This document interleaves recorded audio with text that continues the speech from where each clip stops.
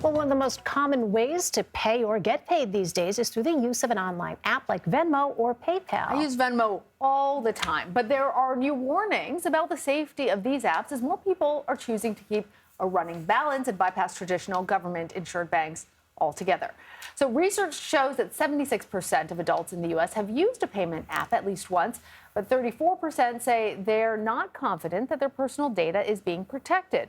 10% say that they've already been the victim of a scam as a result of a payment app. Meanwhile, a spokesperson for the association representing several payment apps says FTA members provide clear and easy to understand terms in all their products and prioritize consumer protection every step of the way.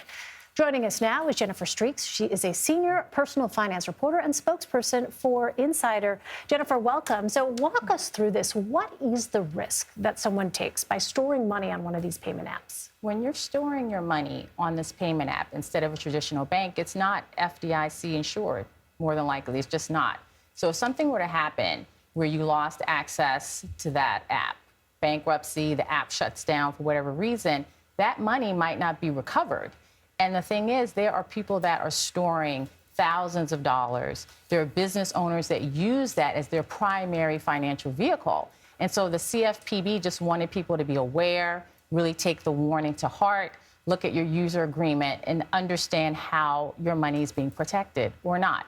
So it sounds like you should not store more money on this than you're willing to lose, potentially. Exactly. I'm just curious, what are these payment apps doing with the money that's stored? Because I was mentioning to you that I use Venmo a lot, especially like paying friends or bake sales, things like that for school things. And so keep a balance probably of a small amount of money.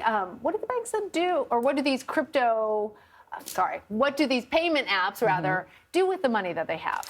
Well, if it's just on the general app, it's just sitting in an account on the app. And so it's not like a bank. It is not a bank. So, for instance, with PayPal, you can open up a PayPal savings account.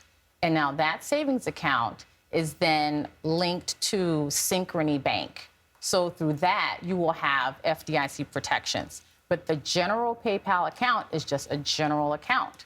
So that's not going to be protected.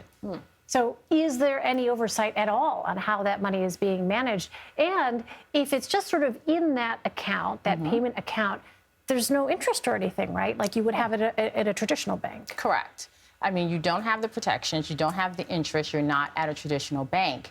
And I think that because there's so many consumers that are using these accounts, these apps, the CFPB said, look, let's be aware of what it is that you're doing with your money because we're just moving forward with this process. And then if something happens and you've got $10,000, $15,000, $20,000 on these apps, especially if you're a business owner and all of a sudden that app is wiped out, you're not going to get that money back. And we just want you to know that.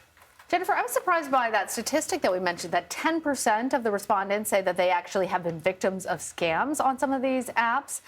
Any suggestions on how people can best protect themselves? First of all, don't give anyone access to your ID or your password.